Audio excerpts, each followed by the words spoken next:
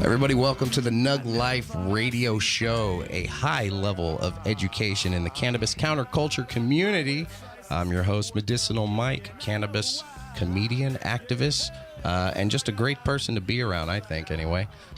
We are here to destroy the stigmas, not stigmatas, the stigmas of medical marijuana myths. Co-hosting today with me, Scorch PFG. What up? How's it going, brother? You watching me just struggle with vocabulary here. It's every week. This is my fun Sunday. I call it Fun Day Sunday when we tape the show because, yeah, it's comedy. I like it. Speaking of comedy, we also have the best comedian in the universe at this point, voted in, I'm sure, by everybody. You just weren't there. Erik Knowles. Boom. Erik Knowles. Check out that intro. Thank you, Mike. Veteran. Happy to be here. Veteran comic and just an all-around great guy, man. Love to have you here. Thank you. Keep it coming. Today, we have on the show action-packed. We have from the Compassionate Harvest Medical Clinic, Dr. Kelly. He's going to come in and answer all of our questions and he's like a real doctor? He's a real doctor. He went to the school and everything. He wears a coat, has one of them stethoscope thingies around his neck. Oh, the guy with the tie. Yeah. Anybody with a tongue depressor in their pocket, I trust, with the deepest, darkest secrets of my life. We also have coming in Patrick Moore. Patrick Moore is almost one of the founders of the Human Solution, I would say, at this point. He's actually going to call in. He's in Walla Walla, Washington.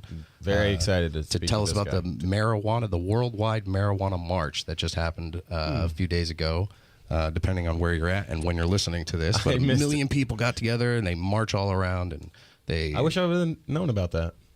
Oh, well, I don't know. I feel like I sent you an invite on Facebook. You didn't respond to anything, man. Yeah, because you get too many. You're too popular. I didn't like of a your flyer. We also have Rich Eatwell. Rich is the organizer for the Operation Veterans Safeguard, which is a program that helps veterans get themselves back established into mainstream life, and nice. A lot of counseling for any depressions or PTSD.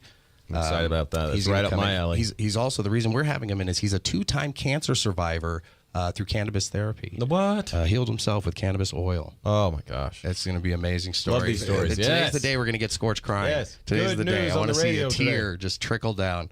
And be like, oh, and you cured your puppy too? I am keep screwing up the King's English. I'll cry.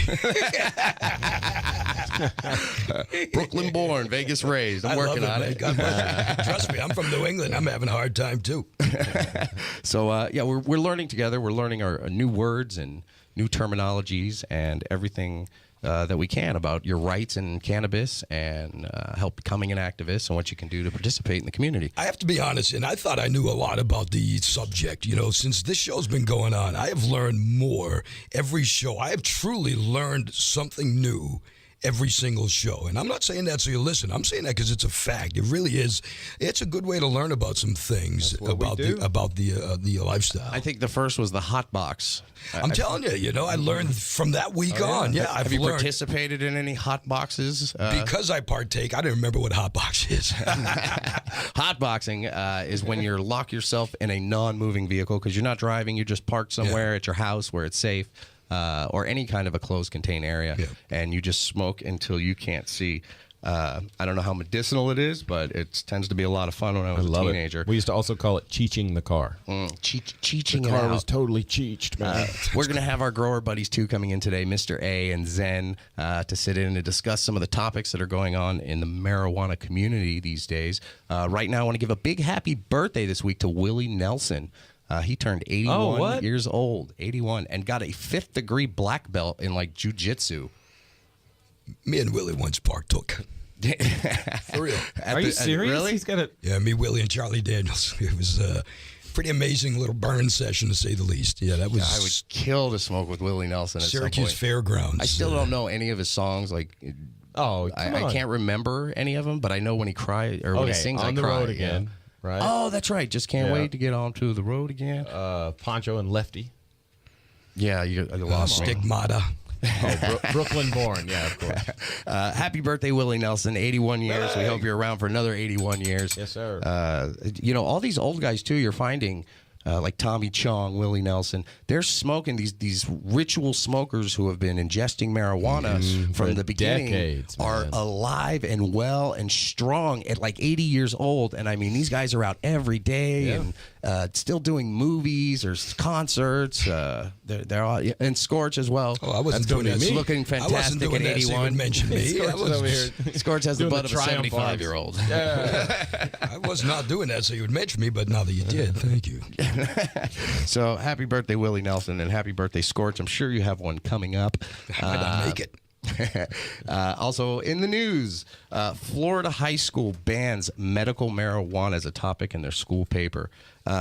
This is something I agree with. I want to tell you right off the bat. If you're in high school and you're writing for a paper, you shouldn't be. I mean, it's good to educate yourself. And if you're in a situation that you need cannabis, like if you have cancer and you're suffering, but it's not really time for recreational. You should be learning, hitting your books, get yourself established for college. Work hard now so you can play hard he later. wasn't writing about recreational, right? Yeah, you said it was right about medical. I don't know if I want a 14-year-old teaching my 13-year-old about medical marijuana. Okay, very good point. I think if it's done the right way, there's no problem with that. I think that the school's going to have the ultimate say, so the school's going to know if they write something good or not. The school's going to have the ultimate say. So I think that if it's done with intelligence. But where does the line cross, and I hate to compare it, as a drug in that situation. Wouldn't it be the same thing, though, if a 14-year-old kid had asthma and got a brand new asthma medicine and said, hey, you know what, I want to write about my brand new asthma medicine. It's medical. Do you know what I mean? So if it was a school for asthmatics, I would think that would be awesome. But I mean, if you're first of all, asthma medicine particularly can be abused. So unless you have asthma, I don't want you knowing about asthma medication. I mean, you can learn about the symptoms and how to know if you have it and how to help someone having an asthma attack. But I don't want you knowing about the anaproxylates and whatever's in those things. And glad we have a doctor coming in. He'll get all my medical terms. I don't think anaproxylate is actually any kind of legal medication. You got me. I'm ready to get hooked on it, though, whatever it is. When we were kids, I don't know if you guys did this. We used to take our asthma inhalers, take the bottle out, put a little piece of tinfoil over the mouthpiece, and you had a bowl. We'd pop little holes in it, and we had a little bowl that we would smoke. Nobody? A Florida high school band you telling this story. No. Nobody? All right, just me. I was a square in high school. You remember that? It's all about being creative, man. True. Creative. I've smoked out of everything you can. What else is going on in the news? But yeah, just for the record too, Florida, good job, man. Don't let them write about pot to my kids. I don't know. I'll take read some it calls. though. I'll read it. I wish we could. The Silver State wants legal marijuana. Will Nevada pass legalization in 2016? I'm from Vegas too, so this is an interesting topic. I assumed it was legal there. I didn't know it. Well, under an ounce, it's a misdemeanor, so it's a small ticket. But they want to be able to. The mayor out there, Oscar Goodman, is a rock star. He's an old mafia lawyer, and he is a rock star. He wants to bring the red light district back to downtown. He's the one that got rid of all the homeless people. He wants to get it all sleazy again. He does. He's That's just what people want, man. yeah, He's a exactly. genius. He wants to be the new Amsterdam, which Denver kind of took that from him. Build the new But if Babylon. you can gamble now and smoke, I think the crime rate, first of all, is going to drop to the floor. Because right now it's a lot of crack and meth and just the nasty drugs that are going to keep you awake to keep playing in these casinos. And these weekend warriors want to fly out from across the country and just get trashed. You have any addresses of any of these people? I'm like, I have a weekend off next weekend. I'm ready to go to Vegas. Hell yeah. Hit up Tao, the nightclub. They take good care of us. But yeah, the place itself is it's being ransacked with drugs and tourists who don't respect the land and forget that, hey, this is a desert community and there's people here. But if you start smoking again, I think more of the nature of the place will come out, and it'll build more of a culture. It'll be too. like a green gentrification. I would totally not. A green gentrification. Well, the one good thing too is it used to be hard to get marijuana out there. When you're in 137 degrees, Yeah, nobody's growing it. you're not growing it. You're not waiting outside to get it anywhere. It just has to show up.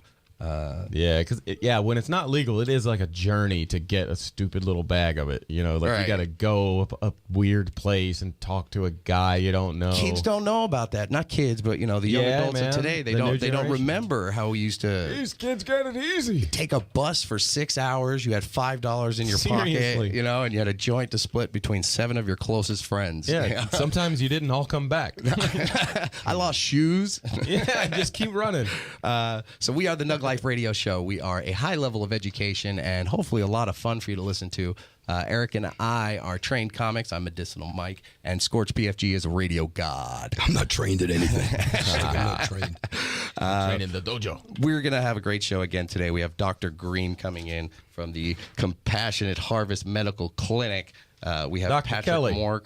Not Dr. Green. Dr. Kelly. I just something with we're gonna get it talking about right. Green. Dr. Kelly coming in from the Compassionate Harvest Medical Clinic. Yes. Everything in my weed world tends to be green. We also have Patrick Moore calling in for the Worldwide Million Marijuana March, and we have Rich Eatwell, who is from Walla Walla, Washington. Patrick, I think, is out in Denver. That's hilarious to me that his name is Eatwell and he's from Walla Walla.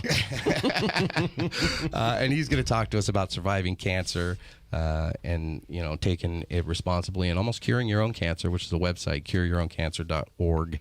If you want to see that. We have a NugLife trivia question for you today. Oh, I hate these. I always get them wrong. I tried to expand on it today. It's not just about cannabis, but there's other herbs out there helping things. I've been studying. Okay. Your first NugLife trivia question is, what is the quickest but least effective way to ingest marijuana? We're going to guess after the break. It's going to be awesome. And I'm going to figure out eventually how to work some of the knobs in here. And I love you guys. We'll be right back. You're listening to the NugLife Radio Show. Hey, this is Tommy Chong. You're listening to NugLife Radio.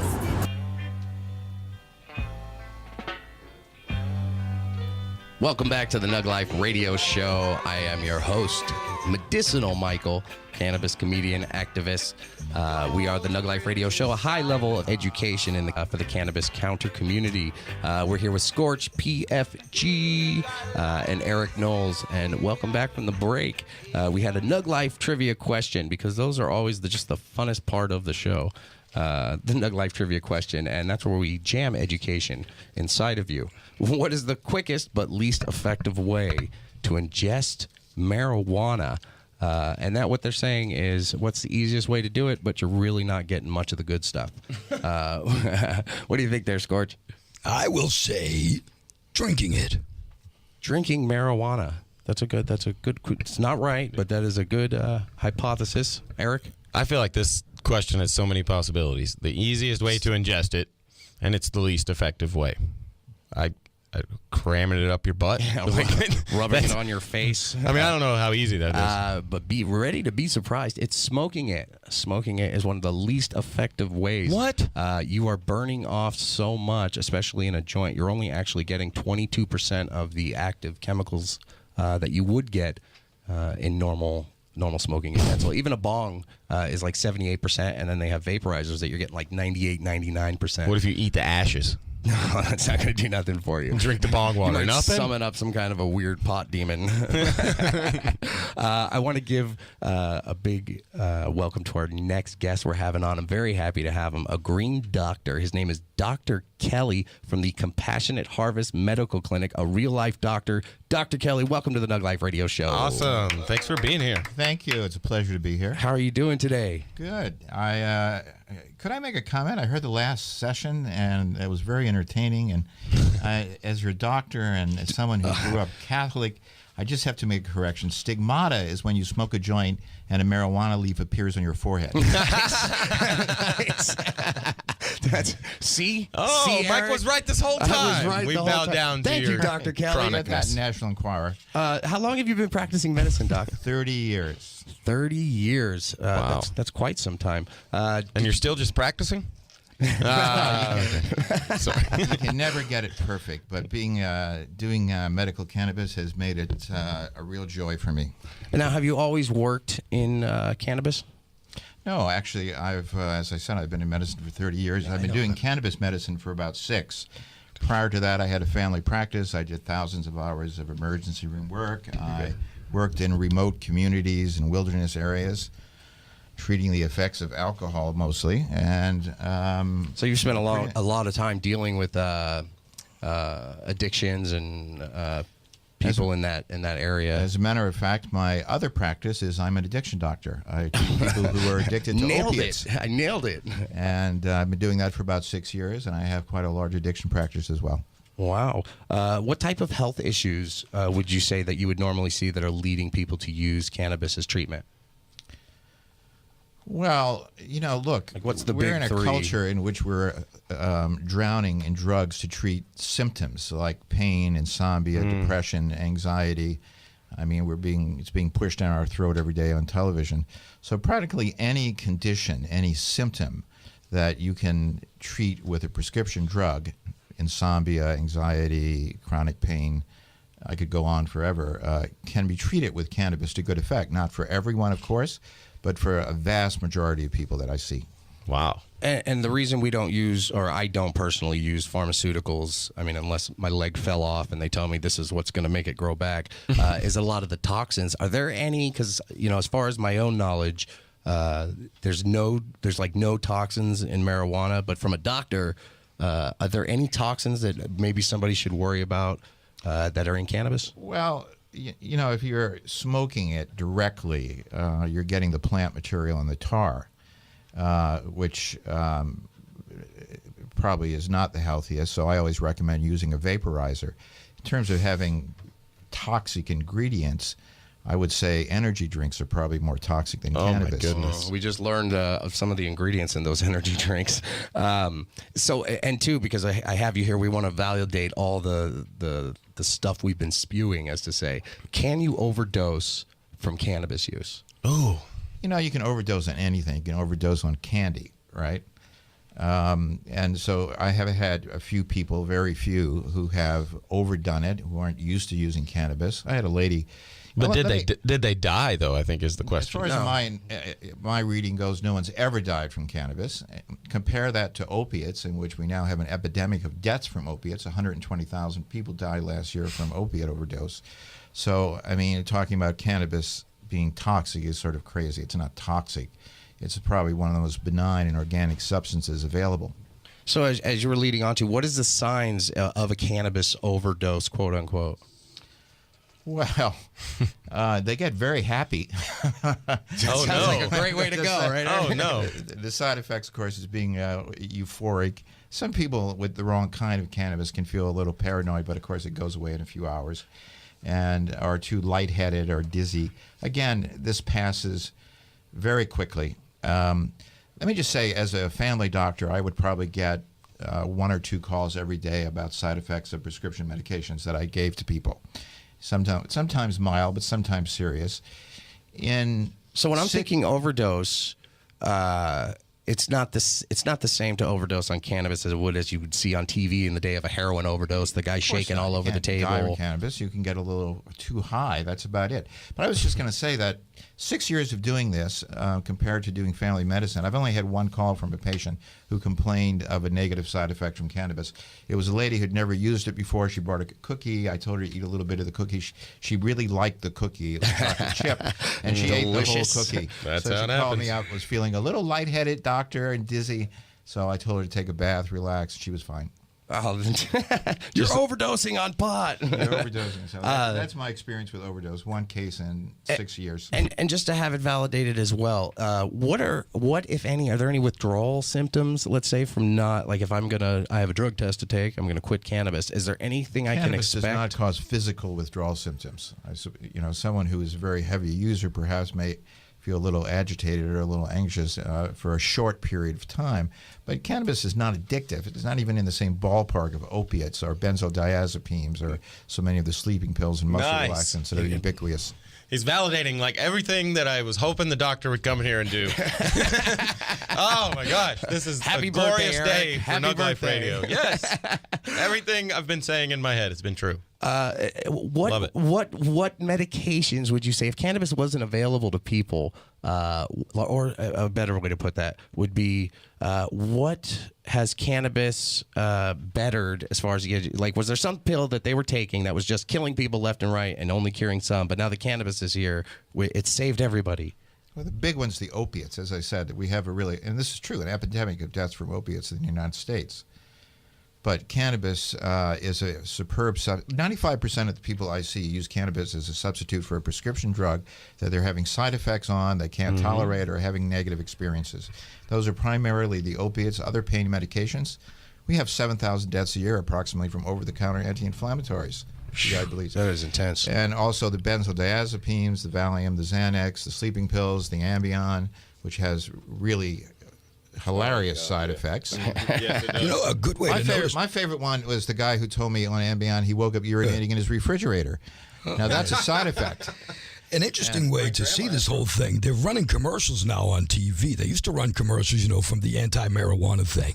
Now they're running a lot of commercials. You very rarely see an anti-marijuana commercial. You're seeing a lot of keep your over-the-counter drugs out of the reach of children, you know what I mean? So that's a good, exactly what you're saying. There's more drug overdoses daily from just, you know, over-the-counter medicines that mom and dad have in their medicine chest. Well, here's a statistic for you. 70% of the people who end up on heroin get started on opiates using prescription drugs like the real gateway drug.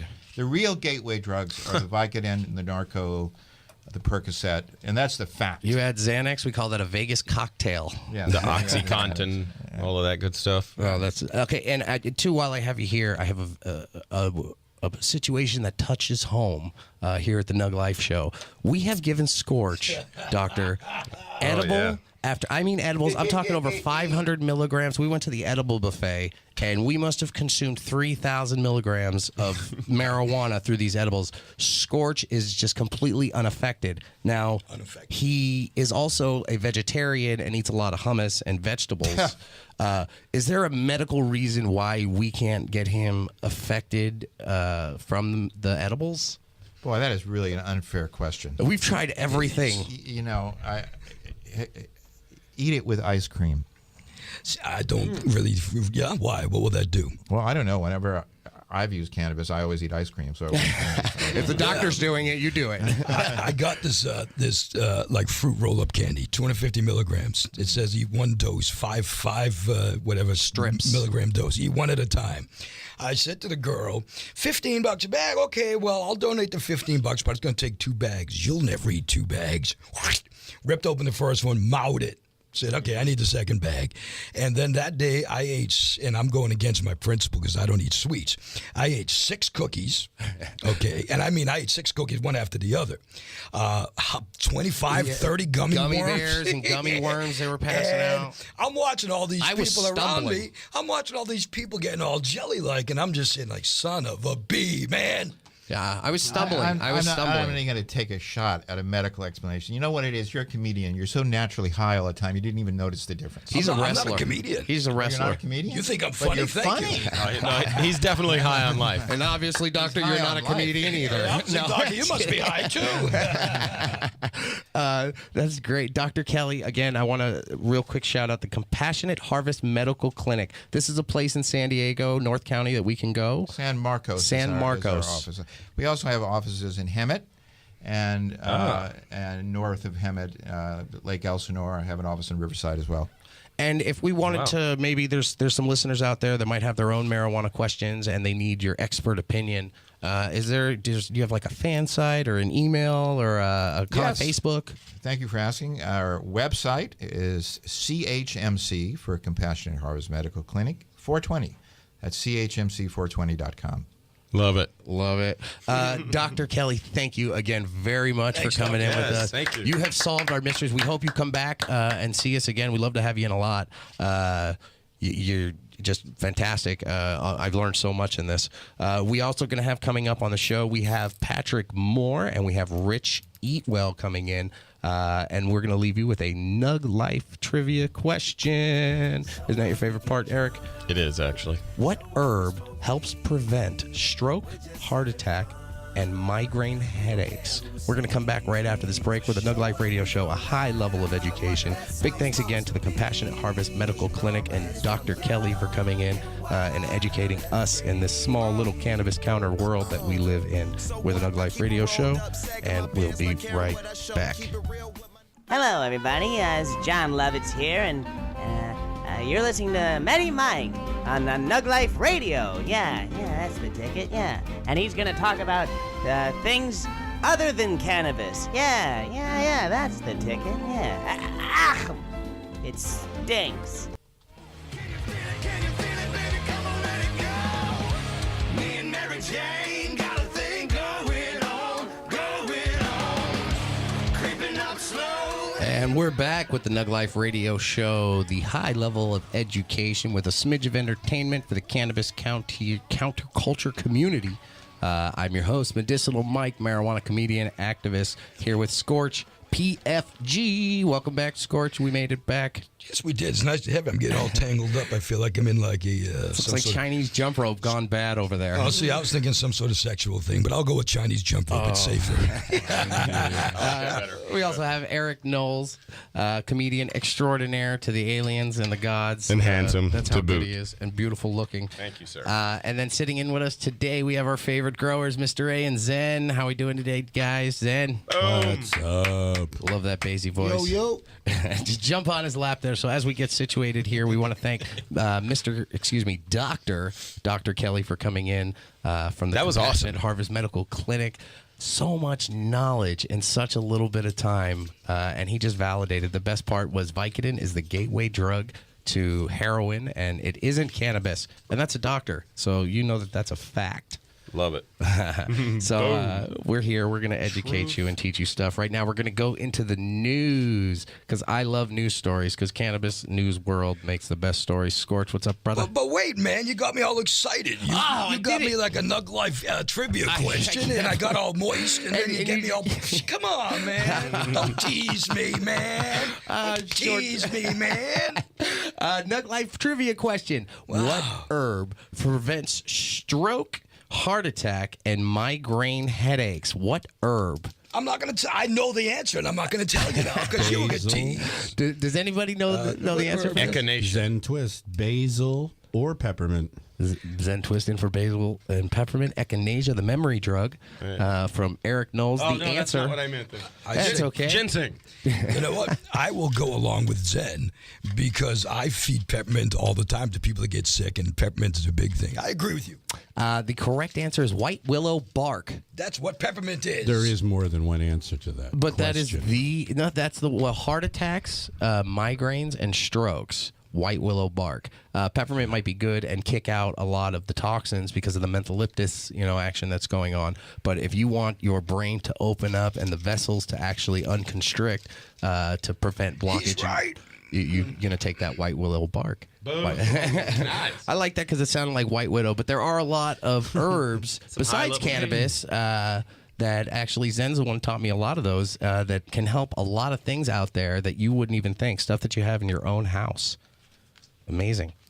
But is Amazing. cannabis No, but the everybody's most- just extremely unimpressed with me right No, now. I'm super impressed. I'm shocked. Disappointed. Is cannabis the cleanest one, though?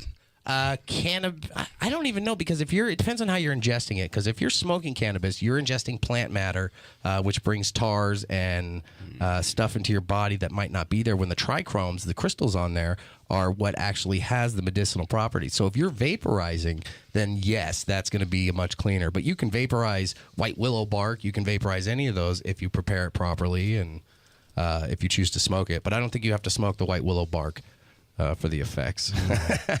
Might not even be a very pleasant experience, right? This in the news. Colorado, because Colorado is doing everything awesome right now. I wish somebody else would open up like them so we can get a news story from another state already. Dab Madness is the new reefer madness. Crack cocaine. CBS Denver. Labeling dabs as crack, doing a big special right now on marijuana and talking about the concentrate that we know as dabs, wax, hash, and they're referring to it as crack cocaine. What? pisses me off. That's just complete disinformation. Who's doing? But who's there to stop them when the activist groups that come out there are being presented out as a bunch of hippies and have absolutely no clue? As somebody in the business, it's ratings, period. They know exactly what they're doing. That's true, because every smoker in the world is going to be watching this show to hear them just diss all over it. And the non-smokers and the non-partakers are going to be there to say, they're right, those damn hippies. So they know what they're doing, but yeah, it's definitely wrong. Yeah, still inform yourself. Yeah. To air something like this in Denver, too, you'd have to think is kind of a plot, because, I mean, that is like the marijuana mecca right now. For me, this is just more evidence that we shouldn't be watching mainstream media and looking to them for our information anyway. I don't. I mean, honestly, you think the people that believe that anyways are really people that we care about? Well, they are, because we need everybody. You need everybody. That's when you're what this voting, show's about. We're trying to capture those people. If there's anybody that believes that that's crack cocaine, there's a big issue there. Well, yeah. I mean, come on. Well, no, not that they're not saying that it's specifically crack. Like this is crack. They are labeling it in the category as crack. Yeah. Like it is the crack of marijuana. I see. But the word, just putting that word. And putting that word on there just destroys like Eric's saying, that image. They're saying crack. They're just relating it again with drugs and grossness and homeless people who are smoking their teeth. Once again, though, I think that the people, I'm sorry, I didn't see your hand up. I think the people that they're aiming for, the people that they're listening to this program, for instance, they know that just like all of us, they're like, come on, crack my ace.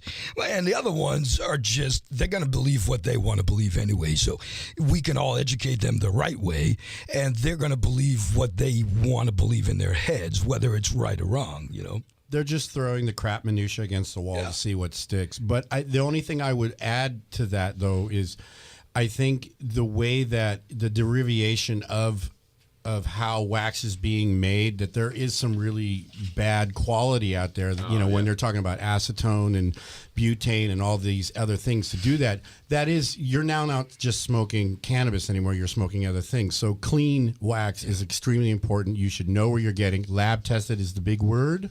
And it's real important to know that, because you're putting petrochemicals into your body, and we're going to hear probably within the next 10 years the effects of that on the human body. So look for the lab tested. Also in the news, how much would you pay for a pack of marijuana cigarettes? The Cranford cigarettes, also in Denver. They are called Jazz cigarettes. They come in packs of 10 now, and they are being shipped out to dispensaries. Another thing I hate, stop associating marijuana with all the crap that's out there, because it's an easy target demographic. Marijuana and cigarettes have nothing in common except for they're both smoked. And leaf. Yeah. Yeah, and leaf. Completely I kind different of like plants. that, though, because as a cigarette smoker, I'm trying to quit, but whatever. Aren't we all? But I like it. I've seen them like that, where it's full cannabis, but it's got the filter and it's got the right feel and the right pull. I like a good It's pre-roll, familiar, but don't put it in a Marlboro labeled packaging and sell it, calling it Jazz cigarettes. Oh, I didn't see that picture. Say, hey, this is a joint. This is a joint. Yeah. And it's let like it be candy a joint. cigarettes. It took a long time to be able to say I'm smoking a joint in public and not be ashamed of it. So why take the word away from me right now? Also in the news, Colorado edibles may be capped at 10 milligrams per dosage. Whoa. Colorado, again, in the wake of 2 edible-related but not edible-caused deaths. They are putting 10 milligrams per edible. What I don't like is, why wouldn't they, maybe they were listening to Nirvana and call it a Nirvana-related death. Even though Nirvana wasn't directly making these new laws. There's always that one loser that's like, okay, but we're gonna make it to where you can only get it because we don't want people. Who are these losers? Come on, get a life. The scientists. Come on, it's the scientists. What stops somebody from eating 10? Nothing. It's just, to me, it's either a marketing scam to get you to buy more. Like a normal dosage is about 250 to 300 milligrams. And if I have to eat 30 brownies, I'm probably not going to get to my medicated state as fast as I would want to. Make it hard. Fat too. Right, and then that would be the same too. Let's say, like today, we order birthday cakes. I can, my birthday cake was an entire cannabis cake. So now this entire cake can only be 10 milligrams, or maybe they're going to cut it into servings. Serving sizes. Maybe the bakers are in on it, like a conspiracy. Like that way they can sell more flour. They have to make. Well, all we can make is a bunch of these small I don't know if they're in ones. on it, but they'll definitely benefit from it. If they have the intelligence. Oh, right? yeah. Oh, yeah. They're making money. They're making money. Also in the news, this is a good one. Texas man faces life in jail for making pot brownies. Good old Texas. Do we have a name? It's my home state, too. Yes, his name is Jacob Lavaro, is his most recent victim of the Texas dysfunction. He was recently arrested for substance which is highly illegal in the Lone Star State, and that is marijuana. They hate it there. white. They hate it, dude. And he wasn't like mass producing loads and loads of pot brownies. This is like, I made 4 pot brownies and I'm going to bring them to work. And then he's gone for the rest of his life. What's the actual charge on there?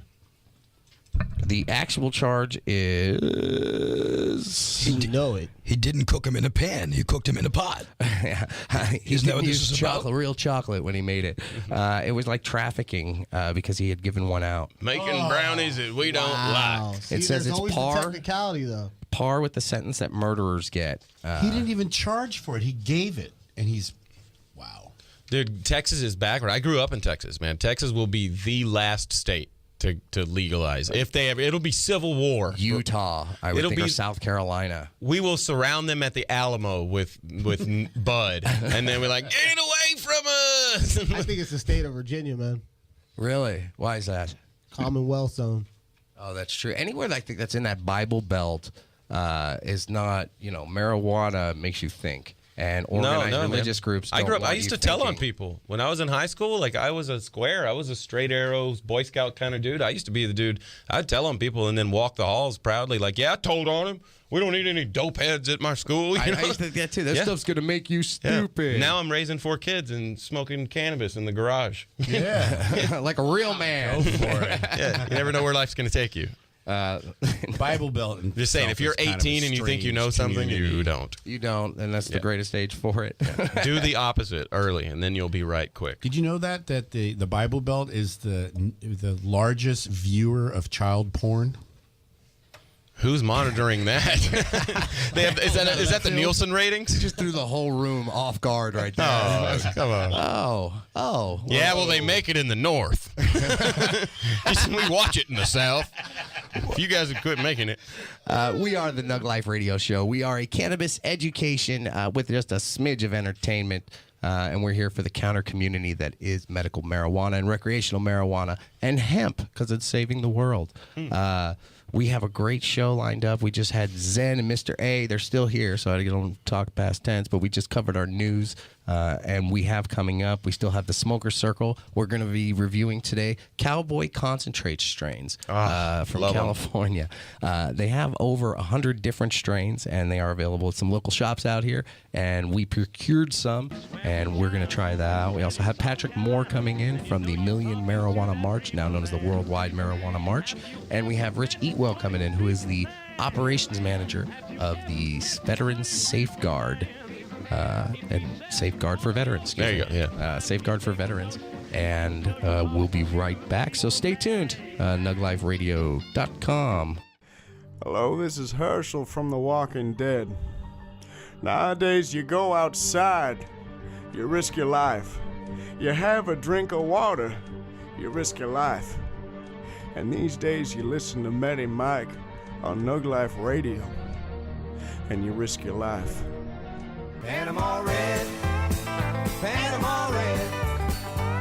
It's still your woman. And we are back with the NugLife Radio Show. It's about Panama Red, Scorch PFG, Erik Knowles, and I'm Medicinal Mike. And we're back. If I'm drooling, it's because it's been so long since I've had Panama Red. That's from when I was a boy. Remember when we were boys then, having a Panama Red? The quality of Panama Red, which you're not realizing because it doesn't really exist anymore, was about a 2% THC. Everything in the 70s was crap. Yeah, but it was fun. The music, the weed. The NugLife trivia question, which sure I asked beforehand, but we're going to recap it right now. NugLife trivia question is, what Western herb helps herpes sores? I thought this was a fun one. What Western herb helps herpes sores? It's not always about cannabis. It's about being organic with your healing. Is it called Valtrex? No. Scorch, you got a guess on that? Oh, that's not an herb. Okay. Let's say oregano. Rub some oregano on it. The answer, if you have herpes sores and you want it helped and you want to be organic and can't afford Valtrex, milkweed. Licorice. What? Licorice, yeah. Licorice root will get rid of your herpes. That sounds like a dirty joke. What herb do you use it's for your a true herpes? story. Licorice root. Big thanks, too, to Dr. Kelly, who came in earlier. We had Zen and Mr. A, the growers, coming over our news stories with us. You're going to hear them back when we do the Smoker Strain review. Coming up on the show, I want to give a big welcome. It's our first call-in guest that I've ever had, and I'm going to push this and say hello. We have Patrick Moore. Patrick Moore is one of the main information sources for anything cannabis that I do. He's probably one of the most active activists that I've seen. Cannabis correspondent. Right. He's my eye in the sky, my cannabis correspondent. Welcome to the show, Patrick Moore, just coming in from the Worldwide Marijuana March. Patrick, can you hear us, brother? I'm right here. Always honored to be back in touch with the NugLife crew. Dude, how's it going, brother? I miss you. We haven't seen you in quite a while. I've been keeping busy on the campaign trail with the Jack Hare Initiative, and yesterday we had a great turnout and quite a day down at the Southern California Global Cannabis March, 16th annual. How many people were down? Now, real quick, let's get into the basics of it. This march is for what?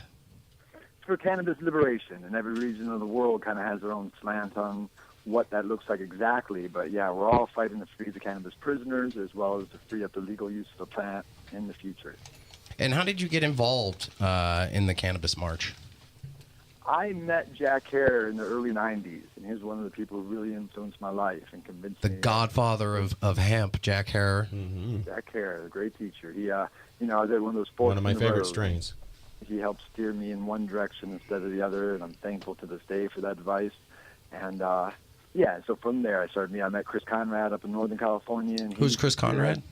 Chris Conrad's one of the great academics in the cannabis movement in the last 30 or 40 years. He's got a dozen books he's published. He's done. He's a court expert worldwide, recognized as a legal expert in cannabis and a dozen different variations of legal law in cannabis. So he's really, and he helped Jack Hare edit the book, The Emperor Wears No Clothes. So he's one of the pioneers. And used to spearhead the movement that came march up in San Francisco with a blowhorn, and they would march to the city hall, and it was all very, very dramatic, and inspired me a lot when I was younger. And so I'm honored to be part of the LA team that does it here. It's in 400 cities worldwide. So how many years has the march been going on so far? 16. This is our 16th year. Wow. And have you been in it every single year? Almost. I think I missed a few years on other campaigns and other timings. But yeah, most years. I've been on the one in Southern California here for the last 5 years. But I'm sure you were marching wherever you were at, even if just by yourself for the spirit, right? I'm out there a couple hundred days a year being part of this march. Seriously, man. Thank you for your service, man. Man, I'm so glad there are people out there doing Patrick is truly a weed veteran as far as it comes out. You will not find a harder working, I have not yet met a harder working man just doing so much for hemp and cannabis. You can't even talk to him on a real level. You meet him in person, it's, hey, hemp, it's all hemp, and you will be informed in 30 seconds. Your brain will be filled with mass amounts of knowledge. Love it. Love having you, Patrick, again. Real quick, too, to get back to the march here, who's the one that started this movement? Was that Jack Hare as well? Well, it was Sister Samaya, who actually from South Central LA, who organized the first marches in Southern California, and she passed away a few years ago. And so there's been a group of people, getting the permits. And actually yesterday, the city of LA, for the first time in 16 years, denied us our permits. And twice in last week made us change our location time. So by noon of yesterday, we were sitting with 3 different starting points and being told that they weren't going to show up and give us our escort down the street, and that we should just cancel it and or postpone it till some other weekend somewhere down the road. You think they're trying to divide and conquer? Certainly. So, of course, we just continued on with our march, and you can see by some of the pictures I was posting on your page earlier. Nice. They're starting to float around today of the crew that showed up, and there were several hundred. It's always hard to gauge, and it's hard to know how many more people showed up at the other 2 locations, and by this whirl of confusion might have just wandered off and done something else for the day. So I suspect we would have been much bigger had the city not, encumbered us so much this last week, which is odd for LA. They've been fairly complacent was letting us do this. But for some reason this year, we got under their skin, and they made it extremely difficult. So how many people would you say, just in total, approximately, of course, are involved in this movement, like as compared to last year? Like, what's the growth rate? Oh, yeah, no, we had a larger turnout this year, and again, it's always hard to know how many people just couldn't find us or make it down there to it. Just couldn't find it, man. Right. Well, yeah, I know, again, we had to switch our location 3 times in the last week, and it's hard enough just arranging something once, much less, like, they had emergency construction on Crenshaw that they said was a safety issue for us, and of course it wasn't. I mean, it's all stuff we could have worked around. A couple of traffic cones, probably. Right. Yeah. Behind this stuff, and we all had to wonder: is this for us, or is this something legitimately happening? And with as much hassle as they gave us about where our permit was and what we could legally do, it seemed like it was all in unison to make sure this march didn't go off in a big way.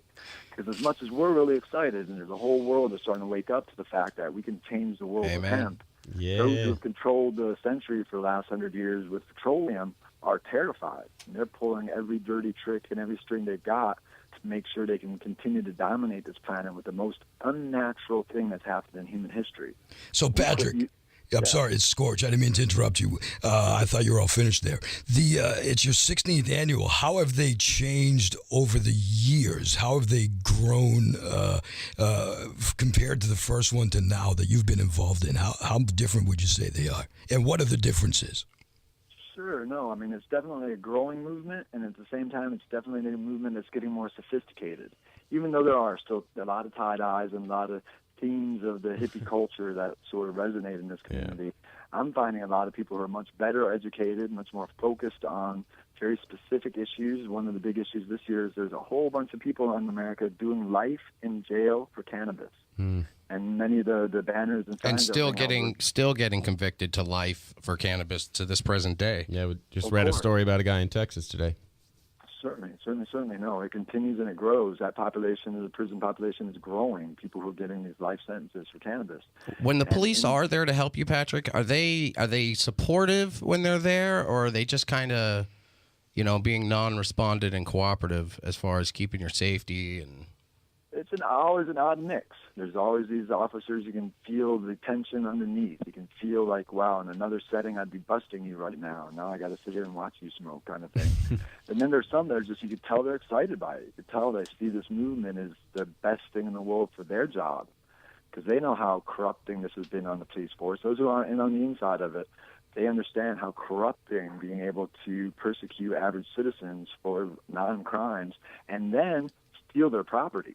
That's become the bedrock of American policing, is forfeiture laws. And that's only with cannabis, really. I mean, you can kill people and have them in your basement, and they don't take away your TV. You get out of jail for 20 years for some horrible, horrible crimes. You still come home and you got your car and you're watching your TV. Oh, wow. What a great point. They catch you for growing some plants. You come home and they took everything you own. Right? Wow. So, I mean, that's really so are you finding a lot of them cops that are just, old school and don't want to admit that there's going to be any kind of a change? And usually those are the guys in power. Are they really just non-compliant? Sure. No, the ones who've been profiting off this, the Wall Street Journal did an article about this called Honey Pot. An article about a month ago called Honey Pot, about how invested policing is around America in forfeiture laws. And the majority of that is cannabis. Oh, wow. So, and there's going to be a backlash against this movement by people who are, making millions on the side in the quiet little corners of prohibition, that we don't even really get them on the radar, but they're out there and they're going to do what they can to halt this and turn it back around. So we are up against, an 80-year criminal syndicate that hides behind the law, but it's a criminal syndicate nonetheless, and capable of anything. So preach it, brother. I love this. We're definitely moving forward. Has anybody been hurt or anything? Do you know? Have they ever just really crossed the line and overtaken it, or? No. Definitely, the police haven't directly confronted us, because there are. Every one out of every 2 protesters down there has got a phone out or a camera or something going on. Oh, thank you for technology. Sure, no, definitely. No, it's becoming really the tool of the activists in the highest orders to be able to document what's going on, and 90% of what's about to happen stops when they realize they're being live streamed or something's really happening. So it's the counter tool in the revolution, and finding it to be quite effective. Again, these people really hide in the dark, and the 21st century just doesn't have room for that. We're going to squeeze them out of power just because they can no longer hide from us what they do, and the details of these organized crimes. So prohibition, the ending of prohibition, cannabis prohibition, it's upon us. And now, and that leads me into why I work so hard on the Jack Herr Initiative, is what that legal is going to look like. Because a lot of people in this state and around this nation have a vision of legalization where it's in the hands of a very few people. They're going to monitor and control, tax and regulate it very tightly, and it will be a millionaire's game. They're really trying to hand the most important asset in the world over to very few people, using the drug war as an excuse. And that's the most dangerous thing. That's what hurts my heart more, is to see it go from the underground to the corporate and out of the hands of everybody I've ever met. You know, we'll watch it become like alcohol prohibition, which we lost 100%. We didn't win alcohol prohibition. We lost at least 95% because it was all about fuel.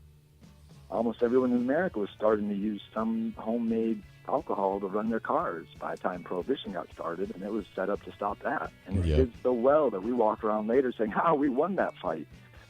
Well, Patrick, we're going to come right back. We want to hear a lot more from you, so we're going to carry you over this quick break.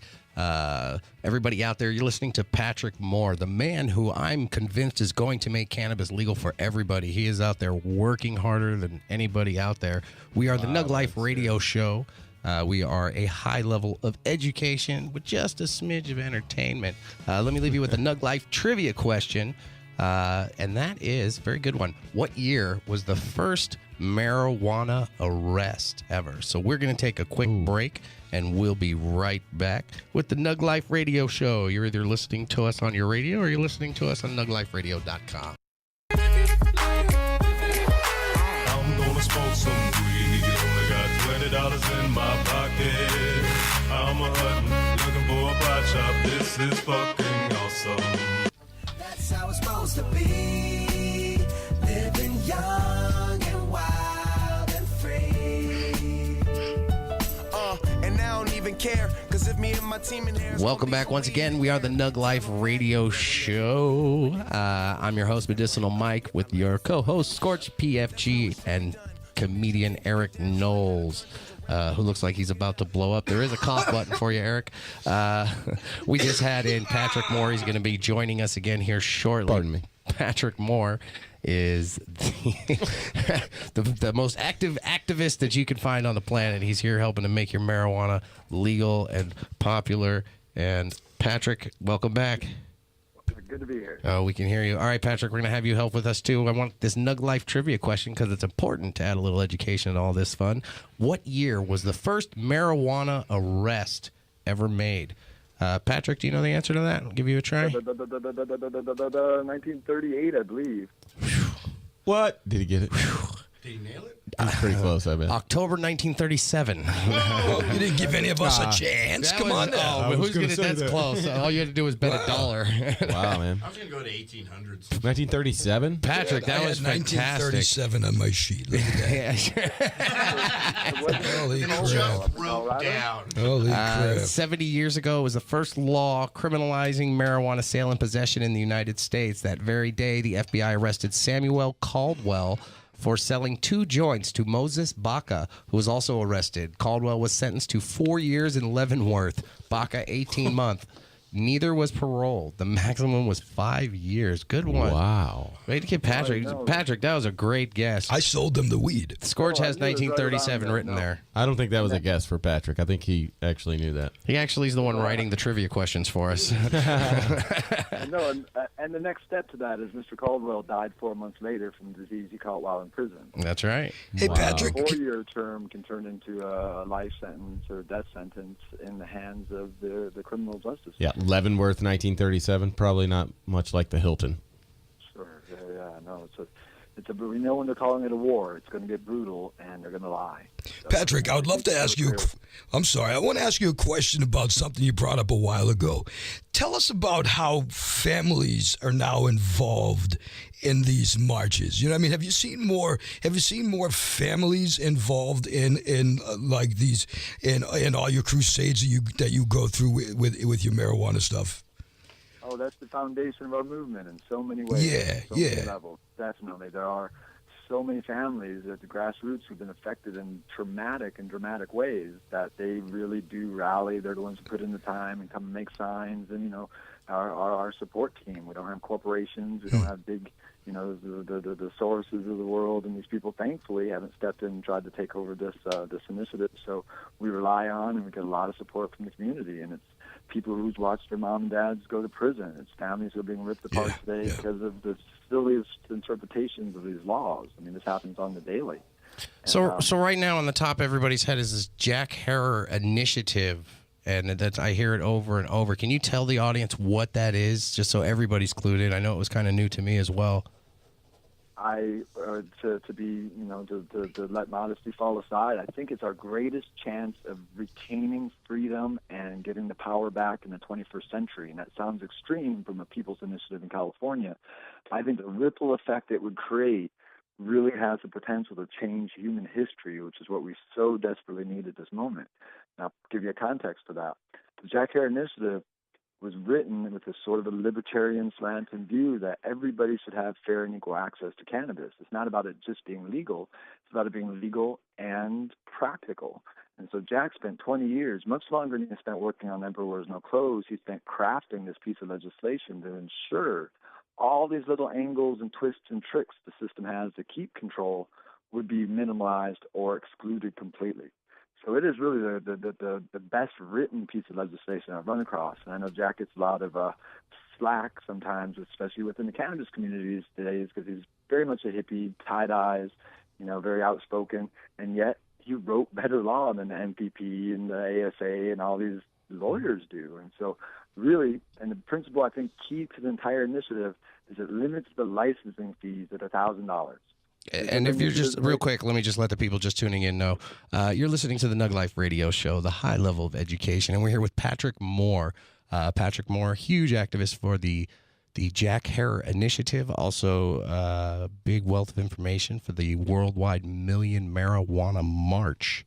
Go on, Patrick. Just want to let people know who you are, and this way, if they're just tuning in, Appreciate that. No, fresh off the streets from the march yesterday and feeling extra inspired today. So, glad to be sharing this with you. We are so close to changing history, and everybody knows legalization is coming. It's now we have to define what that legalization looks like. It's like winning a fight and then letting the guy get up off the ground and set the terms. Why are there so many different, Patrick, why are there so many different activist groups where it seems like they're all kind of going for something different on the same platform? When it's actually, it feels like if they work together, isn't divided we fall. No, of course, we hear that a lot, and yet there are distinct differences. And now we need to step up and figure out what they are. It'd be nice if we could all just be one homogenous voice in the cannabis movement. But there are those who want to control the cannabis movement, turn it into a millionaire's game.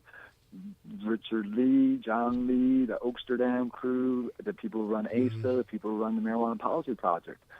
Vast majority of them are well-to-do in the millionaire range, and they want to set licensing fees at, a couple $1 million and a couple $1 million bond before you can do anything in cannabis. Fortune 500 club. So that's their goal, because they've already got that set aside. That's already in their business portfolio. For the rest of us, for the 99%, for me and everybody I've ever met, we'll never be able to touch a cannabis seed again. So are there certain organizations or activist groups that are out there, you're saying, that have helped model it to be unaffordable for the everyday man to open up a business in a medical or recreational marijuana? Absolutely. No, they see it as the new $1 trillion crop, and they want to split it up 1,000 ways instead of 1,000,000 ways. And Jack Herer and I think the rest of humanity is deeply invested in making sure that the most important resource through all of history, and then we took a century off, and we look back and see how that went. And then hopefully for the rest of history, we use it as our central resource, as we always have, but it isn't in the hands of the corporation, because they will monetize it out of our hands, they will pollute it, and they will use it as a tool against the population, and we just can't let that happen with cannabis. It's bad enough to do it with petroleum, but nobody's got a love for petroleum, right? So they use that against us for 100 years. I love petroleum. I personally love I find many uses for petroleum in my life. Hey, Patrick, it's Scorch. What about is there a chance that there's going to be at some point they're going to want to tax and they're going to want to get money off of the seeds themselves, then the plants themselves, and then the finished product, the stuff they're going to be able to sell to the consumer? I mean, don't let Monsanto get a hold of the there's seeds. Certainly a lot of different ways that they're not even close to making their money yet. No, the Jack Herer Initiative limits the excise tax at 10%. Of course, there's going to be an extra tax on cannabis. None of us like it, but we recognized it. But instead of leaving it open like Colorado and Washington, because they'll just keep adding 5 or 10% to it every year, and within the next 10 years, we're going to see a 100% tax rate in Colorado. So to limit it, to say, yes, you can have taxes, but a special tax on it, not a sin tax per se, because it's only 10%, but, that gives everybody a little bit of what they need, right? We're realists. We're idealists on one level, but in this piece of legislation, I think we're being realists and giving everybody a little piece of what they need out of this new economy. And it is. That's why we're petroleum and bigger. That's why we're actually getting things done now, because we're being realists. I love that. Yeah, yes. No, so we limit taxes, we limit regulation, we allow people, and we free all the pot prisoners. And I used to think that was the big grudge between these other groups and us, is we were audacious enough to try to free the pot prisoners as we freed the weed. But they don't really care much about that. They don't really care much about the 99 plants and 12 pounds. They all want to give us 7 plants or 12 plants, and you can have a couple ounces. But above and beyond that, you're a criminal again. So Jack said 99 plants and 12 ounces, and then again, the key to the whole thing, $1,000, and you can grow 1,000 acres of hemp for 500 medicinal plants, or whatever you want to do beyond that. But it's an equitable market for everybody, and it really does come to be that important, because besides fuel, which I always try to remind people is, the thing we have fought these wars for, and the thing that's affected the world more than anything, we can do this off of biofuel from hemp and off of alcohol from hemp. Hey, Patrick, let me ask you this, off the path of what we're talking about, but it's very interesting amongst this subject. How does your family feel about everything that you stand for? Do you have some that are for it and some that are against it? Do you have a lot of people behind you, or a lot of people like in my family, what the hell are you doing? What's up with that? Yeah, no, I had to win them over. Certainly coming out as a young activist for cannabis, I was easily condemned, as it were. But over the decades now, with Sanjay Gupta shouting out the praises of cannabis, I have now won the honor and respect of my family, who see me as being part of something important, because they've listened to me enough over the years to have it sink in. And now mainstream culture is reflecting it back so much. You literally can't watch anything on TV where they don't smoke a joint.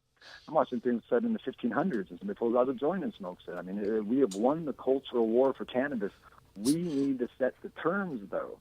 So what is this going to look like on the ballot? Like, is it going to say the Jack Herer Initiative? How will I know what I'm voting for? Right. No, it is the California Cannabis Hemp Initiative, and then it's known as the Jack Herer Initiative. We have a vague hope that we might be the only initiative on the 2016 ballot, but if there are two, that's our job in the next 2 years, is to make sure people know what the differences are. Because I was told very clearly by somebody on the Marijuana Policy Project about 2 weeks ago that they were going to use their $23 million and squish us, even if we got on the ballot.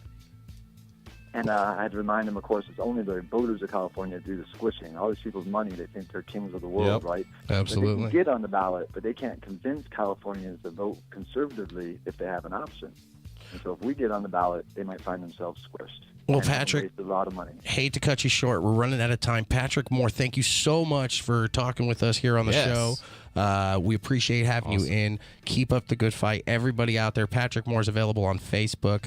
Patrick, what's the website? CCHI2014.org or GoHemp.org. That's really how you can reach us. Go Hemp. We're constantly updating the update. The website, we got 4 more months left, and it's an honor to talk to you as always. We'll catch up with you along the campaign trail. Hey, Patrick, thanks again for coming in. We have a lot more show coming up for you. We have Rich Eatwell coming in. We're going to come back and talk to you about our edible buffet, where life is great and Willy Wonka-ish, and the NugLife trivia question. What does THC stand for? What does THC stand for? We're going to be right back. NugLife Radio Show, high level of education and just a smidge of entertainment. So keep on listening. Hey, this is Tommy Chong. You're listening to NugLife Radio. You that reefer man. Have you ever met a funny reefer man? Have you ever met Welcome back to the NugLife Radio Show. I am your host, Medicinal Michael, comedian, cannabis activist, here with Scorch PFG. Hey. And Erik, the comedian Knowles. Hello. We are back a high level of education, and we're here with our NugLife trivia question because we are educating you. And that question was, what does THC stand for? THC. Oh, yeah. Does anybody in here? Sure. I kind of know it. I think I'll mess it up. Like tetrahydrochloride. That's what they used to put sheep down. That's what it is. That's Mr. A knows for sure. Tetrahydrocannabinol. Thank you. Cannabinol, yes. Mr. A. Tetrahydrocannabinol. Know your stuff. Oh, I should have known that. You have CBDs and CBNs, cannabinoids, cannabinols. Okay, we're STDs. back. STDs. We're the NugLife Radio Show, and we're back. And big thanks, too. We just had Patrick Moore on. Wealth of knowledge. The guests that we've had on today, Dr. Kelly. We still have Rich Eatwell coming up. Just everybody who's anybody is on this show today. This show's packed with education today. I've been around this much education in my life. Speaking of Eatwell, I would love to talk if we can. I'd love to bring up the buffet from last week. Okay. I would love to. Awesome. So last week, we all went to the incredible edible buffet. Yay. And finally. And the most interesting thing is, I'll tell you, Ryan, the photographer, he had almost the same problem I had. Once again, I tried a couple of things. I tried what turned out to be a lot of donations worth of edibles. And I'm watching one Medicinal Michael just I was wobbling. You were wobbling pretty good. I was feeling great. And it just, everything tasted good, but it just, man, I wish. All I can say is I wish. But I did realize something. I talked about it the next day on Rock All Night. Stoner girls are hot little numbers. Oh, yeah, they are. Man, there were some stoner, minus the ones that were hanging out at our little booth, but some stoner girls, man, they're hot. What was the best part of the buffet for you, Matty Mike? The food. I didn't know that they mixed marijuana. And we went, me, Erik, and Benji Garcia Reyes had done some comedy for him. We just did 5-minute sets because it was running long. That's about all the attention span they were going to have anyway. We just nailed just enough time to get the job done. They laughed. They took such good care of us. Let me tell you, first we showed up. Lady Mo Wax, that's her name, Lady Mo. She brought us our own table. She brought us chairs. Everything. Yeah, my iced tea's being brought to me. She said she was going to have a chocolate fountain for us, but they didn't. She was kept busy, promising things that she got too busy to bring, and it was always the best thing. We're going to have a fondue pot fountain right here on your table, and we just sit there, and we're just like, I watched her walk out with the fondue set, and I was sad. Remember we found it like in a back room, like laying on its side, like, oh, it never got out of the box. Neglected and brand new. She was busy, man. Who was out there? They had Eddie Pure was out there making. That was the medicated gummies. That's where I had Eddie Pure was the people that made those fruit roll-up strips I had. Yeah, Which, you know what? If I were tripping my brains out, the fruit roll-up strips would have been cool because they were like multicolored. Yeah, and they were strong too. They were fun. See, I just thought they tasted good. Everything I had tasted great, but yet nothing I had just would do the trick for me. And I mean, the only other thing is, it would cost me a lot of money in donations to probably really catch a buzz. Oh, yeah. I think in a situation like that, tell me what you guys think, and no offense to anybody, but in a situation like that, don't you think that they should either, you pay one price and you sample out your tuchas, you sample all day long for that one price, or they got to cut the prices of that stuff, because you know what? You can't. The problem is you have these sponsors who purchase these booths. So let's say they buy a booth for $250 or something. I don't know what they charge them. And they come out there and they give a lot away. Every single person there was free wax hits. And for San Diego to have something like this is just spectacular because we're so undercultured out here for marijuana entertainment. Yep. But they you ever had that moment? It's building though. You put in all this money and you got to try to at least break even. I did notice that the prices did go down as the event kind of went on. I picked up a couple paintings Could you lick them? Oh yeah, those are awesome. They look like candy. Kind if of you would painting. see Yeah. And it wasn't paintings though; it was actually graphic illustrations, like this guy was using. it was, if I could frame it, it's a painting. Yeah. It was a piece of art for sure. It was super awesome though. You remember when we were all kids and we started partaking for the first time, and we were all happy and giggly every time we got the chance to get baked? The good times. There was 3 kids. No, I started They were at probably okay, fair enough. But these 3 kids, True, you did, right? It's true, yeah. These 3 kids, I think, were like 19, 20 years old. They were sitting right next to us, and they won a full German chocolate cake. I seen that kid's eyes look so big. And these 3 kids, it was 2 guys and a girl, and they were just sitting on the bench, just cracking up, giggling. I can't wait to get home. We're gonna just eat this thing all at once, and ha! And I was looking at these kids, thinking, man. To be that happy and that young over catching a buzz, man. You know, those to be able to eat a whole cake and maintain your figure. That's fair enough. No good. That's where I was aimed in. I can't believe that. And I've seen, and I'll say it too. I've seen Scorch eat a couple edibles in here, and I can always make excuses. But when I'm going toe to toe with him, and we are just, you're there with us, and we're just eating cherry gummies and gummy bears and gummy peaches. Yeah. After and they taste just like the gummy, but it's got like almost like a weed vodka.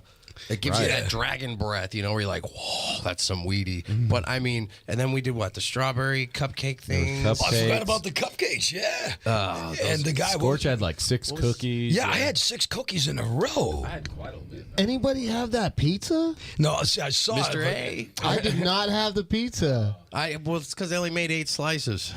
No, he was out there with his oven. He was baking them back to back out there. I'm not an edible guy, just for everybody out there. I'm just not an edible guy. I don't know how it's I didn't even notice pizzas. I'd eat you. I said, I'd eat you. What do you mean you're not an edible guy? Come on. That's for another show. But overall, though, the entertainment was good. There was a couple of rap guys that were good. Ross May was out there. He's a hip-hop acoustic guitar artist. And looked like, I'm thinking, Beach Bum Stoner. And he got up there and just nailed it. Killed it, man. Nailed it.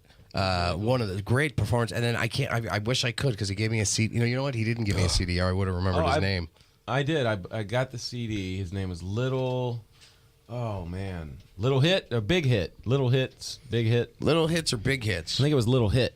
Let me ask you about the place but it anyways, was in. That guy was an amazing artist. Without a doubt, the whole thing. And the place it was in, you were explaining to me, because the place, you can tell, was set up. It looked almost like it could be a haunted house.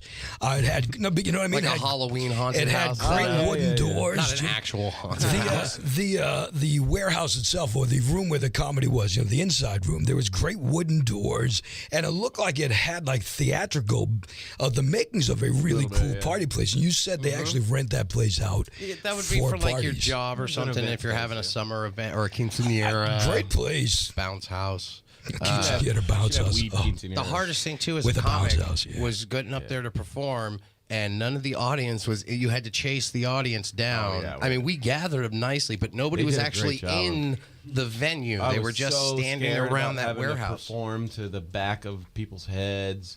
But they did a great job of getting them in there, and I totally expect them to go. Like when you have a stoned audience like that, especially off edibles from an all-day event, you expect no kind of reaction. Like they're inside laughers. Hey, now we're gonna do stand-up. They loved it. They loved it. And to follow music is the hardest thing for a comedian because you have the energy and the crowd has gone up. And then we had one of our friends that we know had this chick that came with another lady, and this guy was being just chased by this girl, and she didn't know where she was. It was funny, though, because I actually got a chance finally to play a nice joke on my friend. I says to my friend, I pulled him aside, and I said, I see you trying to run away from the girl. By the way, I gave her your number. And my friend was like, oh, hell, what the, but so maybe I did catch a little buzz. I don't know. But how does that compare to other ones? Because you've been to other ones. That was my first. How does that compare? I've done a lot, dozens and dozens. And I tell you, this was done really well. I always, it's hard to book comics, especially like Erik, when I come to tell you, and I'm like, hey, hey, I want to book you. I have to be like, you're not going to get paid. You're not going to, I'm like, you're probably not going to have fun. The electricity usually doesn't work. We've done comedy out of megaphones while the police are there in the front yard. Oh, there's free edibles, or so we're going to get some free stuff? Cool. Yeah, let's go have fun. Let's go be the star of the show. It was fantastic. I mean, I just seen him ghetto, and there was no ghetto here. I would have liked to see more edible booths and more participation from the community that's there. I'm sure changing the venue consistently probably some and dropouts rescheduling the date has played a big effect on it. But I think a great job, and I'm curious to see what they're going to do next year. Now, how much does a vendor, because seriously, all this is new to me, how much does a vendor at a thing like that make on a good day? How much? Okay, the Edipure guy, how much does he make as opposed to how much he's putting out? I can tell you what he made off of me was about $100.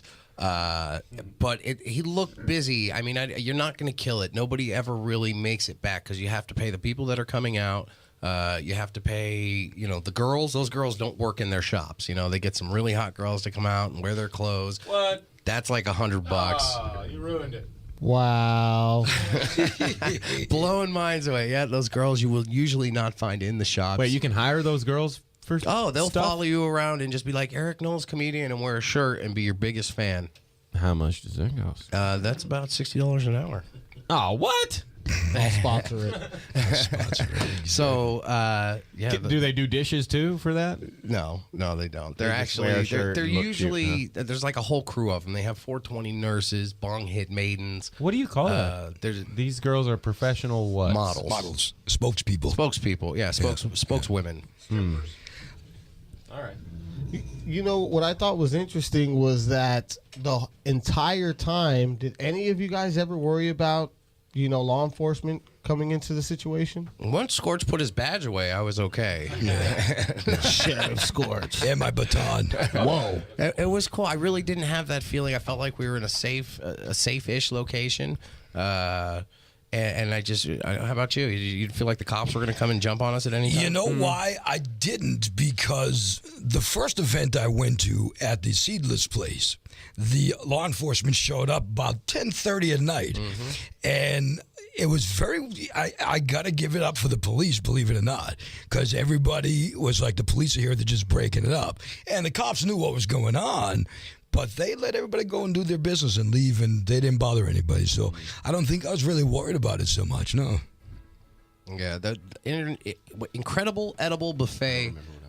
Great. I watch these two just stare at each other. Mr. A's like, hey, you were going to say something. I thought they were going to kiss. There's the quote of the segment. I don't remember what I was going to say. No, I mean, honestly, I had to say myself in particular, I'm usually very skeptical about situations like that, and I didn't even think about it one time. That's how comfortable I felt. Awesome situation. So incredible edible buffet. We're looking forward to seeing what you got for us next year. That's Corey Blunts and Lady Mo put that together. We love you. Very much. We are the NugLife Radio Show. I'm going to leave you with a little NugLife trivia. Again, we're a high level of education and entertainment. NugLife trivia. What is the name of the crystal or sugar that you find on the outside of your cannabis plant? What is the proper name for that? We'll be right back. NugLife Radio. Hey, Patrick. Let's listen to NugLife Radio. I don't know, SpongeBob. The federal government might indict us. And then no one will buy our Krabby Patties. I don't want to go to jail. Wow.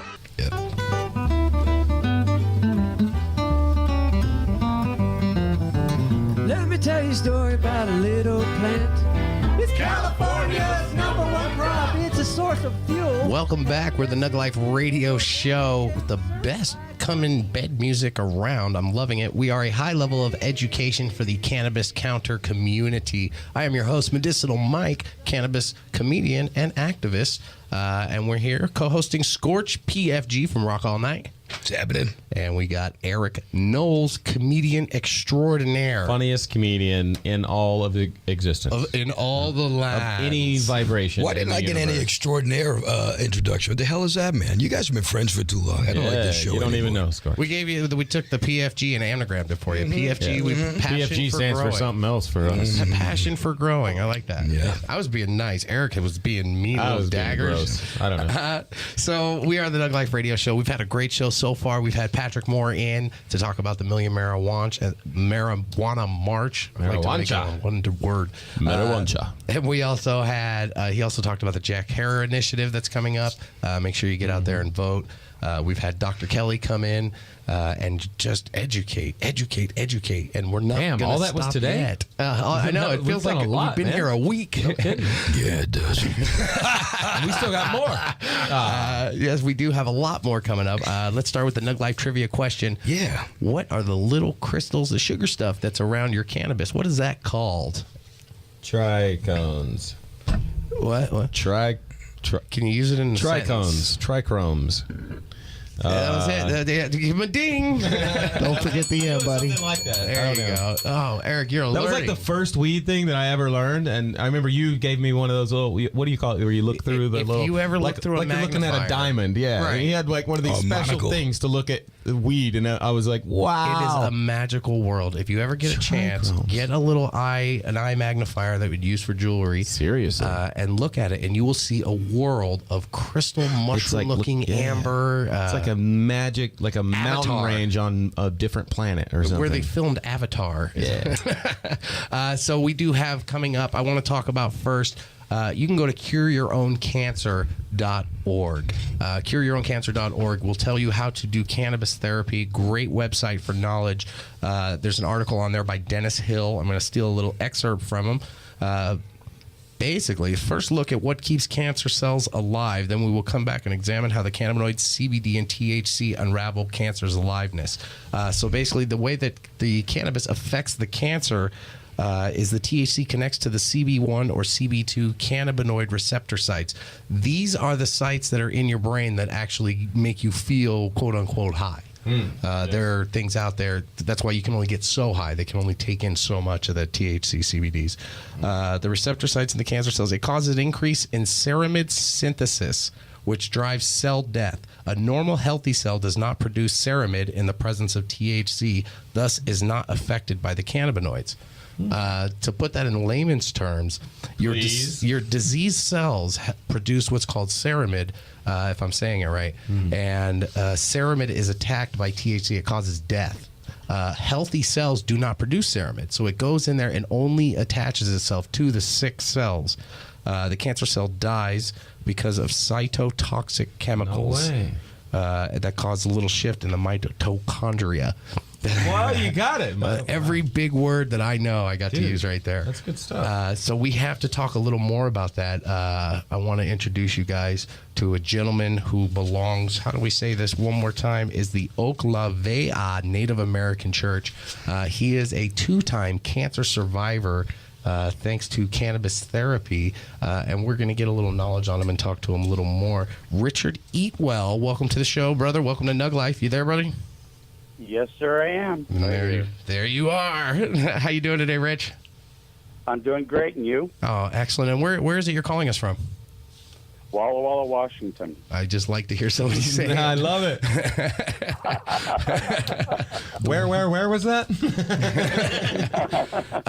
Real quick, Rich, you're a 2-time cancer survivor because of cannabis therapy. It's basically saved your life, is what I'm getting, correct? Right. It was actually a diagnosis of both esophageal cancer and colon cancer at the same time. Oh, wow. Oh, my goodness. And then along with Crohn's disease and a blood clot disorder. So was it cannabis that you went right to, or did you actually have a doctor that maybe tried chemos and other things and then you fell into cannabis? I didn't have any chemo or radiation, but I was taking medications initially and had one surgical procedure done. But it got to the point where I told my doctor his cures were worse than the disease. It was making me suffer. I told him that, you've given me my quantity of life. now I'm going to see to my quality of life. Did you smoke or ingest it all before you were diagnosed, or was this something new because of the diagnosis? I have smoked it medicinally for neuropathy and back injury pain as well. So, and then after you kind of just tried the oils? Right. I figured, if it's not going to kill me, I'm already dying. What else could happen? And in May... what an attitude. Good for you. No doubt. In May is when I started using it, and they did some imaging of my esophagus. They did an upper GI and took a photograph showing tumors growing around the inside of my esophagus. But when they went in to cut them out in August, they weren't there. And they did MRIs and CT scan of my whole abdomen trying to find any cancer tumors anywhere. Nothing showed up. And then they did more blood work, and there were no cancer cells in my blood. Was your doctor supportive of the cannabis therapy, like throughout the treatment, or was he trying to advise you against? The one that, initially my first one kind of freaked out and actually yelled at me, "Cannabis is not a treatment for anything." And he sounded just like that, I bet. I looked her right in the face and I said, "Well, I'm not dead yet, and I'm not taking your meds." Boom! Logic punch to the face. So, Rich, let me ask you, how much has your faith in the Oaklavea Church? Does that have a lot to do with your healing as well? How much do you contribute to that? I contribute as a medicine man. I'm very knowledgeable in the use of many different herbs and natural and ancient medications and remedies. And so cannabis just happens to be one of them. How readily available was treatment? I know a lot of people in some more discluded states who would need cannabis don't actually have a lot of access that they would need to it. Did you have any problems like that? Not really, because I don't charge for my medicine. I donate it to sick people. I give it to sick people. I don't charge them for it. I've seen, the other oil on the market for as much as $3,500 for a 2-ounce tube. I give out quart jars, and I don't charge. So you're making it yourself at home or wherever, and helping get it out to the people. Right, and I have a number of success stories. Like Johnny Potseed. Yeah. And, once in a while they'll donate some vegetable glycerin, for example, so I can make more medicine or whatnot. But I have some friends, that they grow, and they give me their clippings and trimmings, and that's what I use to make the oil. Awesome. And Big Pharma is going to have the problem with it because any monkey can make this oil. If you can stir a pan, you can make this oil yourself at home. Now, did you try anything else first that was outside of that pharmaceutical box besides the cannabis, or just right to the cannabis? Right to the cannabis. Although there were other herbs and things I was taking as well, but they were for like nausea and trying to calm my stomach down. I mean, I was to the point when I told my doctor enough was enough, I was down to drinking water and pear juice only. Oh my goodness. I could not eat. I was on a completely liquid diet, and whatever the liquid was, it could not have any kind of acid in it, not even apple juice. Rich, let me ask you, being part of the Indian thing, the Native American church, does that get you out of any sort of trouble if you were to be growing anything? For instance, I know a lot of the Native American lands you have casinos on, and, it's tax-free land. I'm wondering if being in a Native American church, if that gives you any sort of leeway, for lack of a better term. Yes, as a matter of fact, it does. As a tribal member and a member of the church, our First Amendment freedom of religion rights have already gone. It's already been challenged to the Supreme Court, and the Supreme Court ruled in our favor that it is considered a sacrament, and we don't have to define what sacrament is, and they cannot stop us from using our sacrament. And it is simply a sacrament and medication. So did the cannabis therapy, did it completely cure you, would you say? Or is it just remission? Or are you just like, hey, I'm cured, screw you, cancer? Well, my doctor gave me 3 to 6 months January last year. And making us do math now. We're like, okay, he's still alive. And how do you feel? You feel pretty good, right? Actually, I feel great. I'm actually feeling a lot better than I did when I first got sick. How old of a guy are you, Rich? 46. Oh, okay. So, Rich, too, real quick, too. Is it just your form of cancers, like just maybe colon cancer, something that the cannabis is working for? Or is it like any kind of cancer you get, this is the go-to treatment? In my experience, between myself and the patients I've worked with, it's anything. And it's not just cancer. You should include cerebral palsy, multiple sclerosis, other disabling diseases and disabilities like that as well. Because there is neuroregeneration. That's fantastic. That's fantastic. And you're eating solid foods again now, right? You're darn right. There, boy.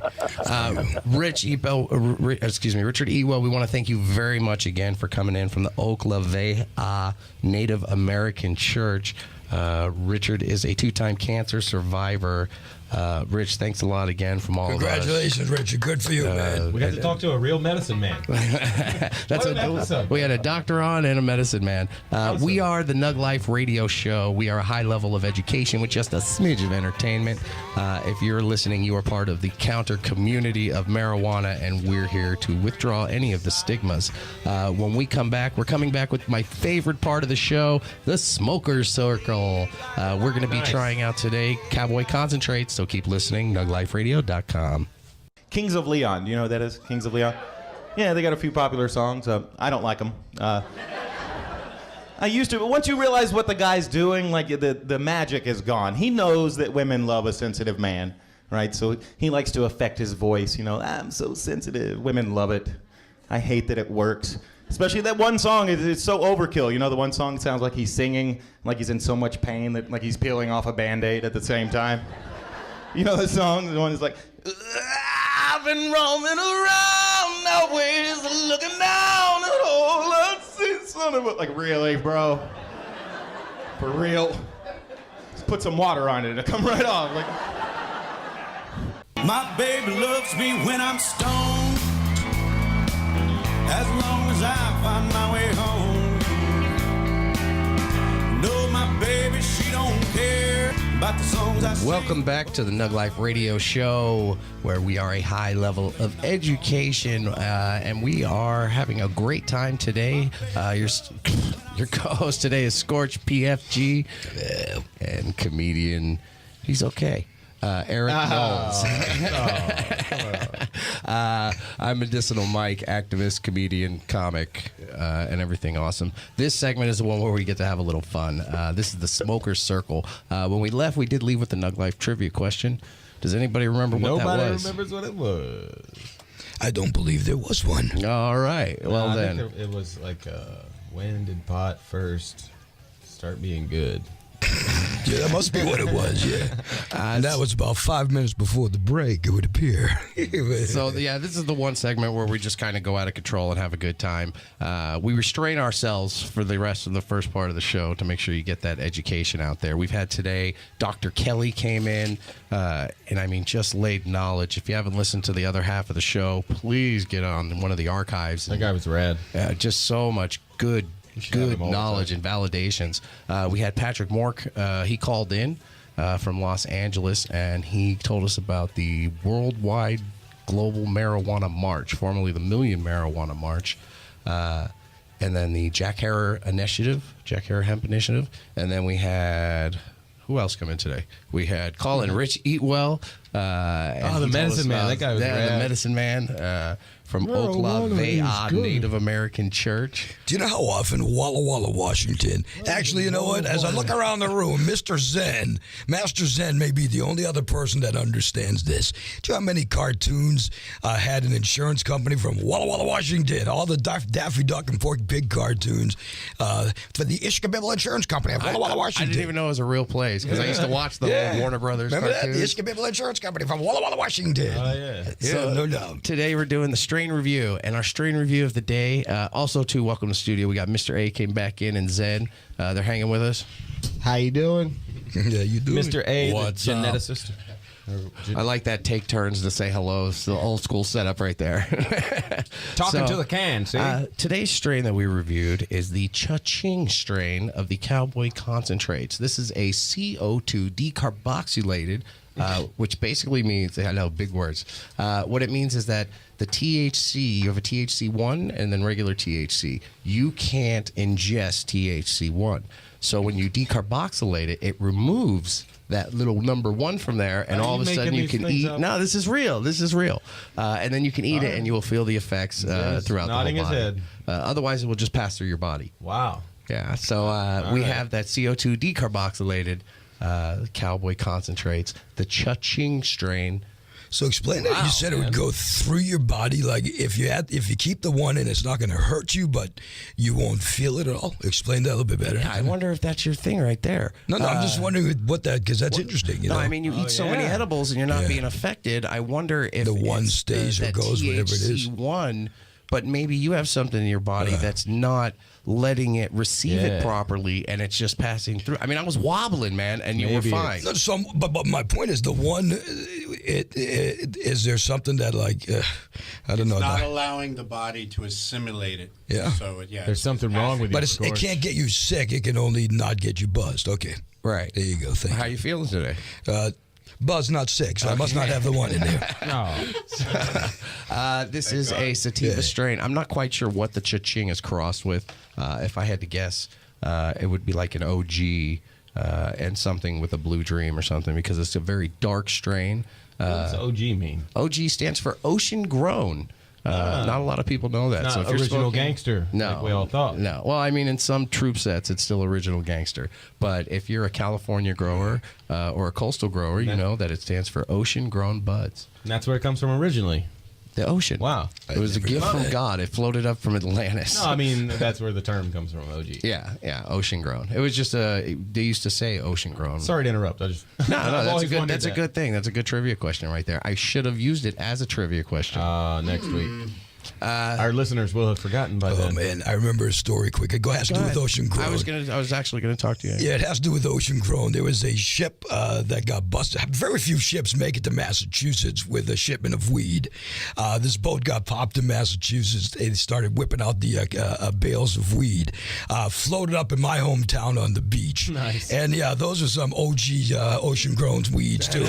That's where it came from. We right were there. smoking salty pie. I mean, it was great. And trust me, it was salty as hell, and we had to dry it out. But it lost nothing in the translation, and awesome. I had never heard OG was ocean grown. And as soon as you said that, my little pea brain says, "Oh, I remember when I was a little kid, we had all that weed wash up." Yeah. What I see in my head is 10 minutes before Scorch showed up there, as Little Scorch, there was another kid with a bottle and a wish. You know? And he threw it into the ocean, and he left too early, and then Little Scorch just came up, and it Those just are the floated days, to man. his...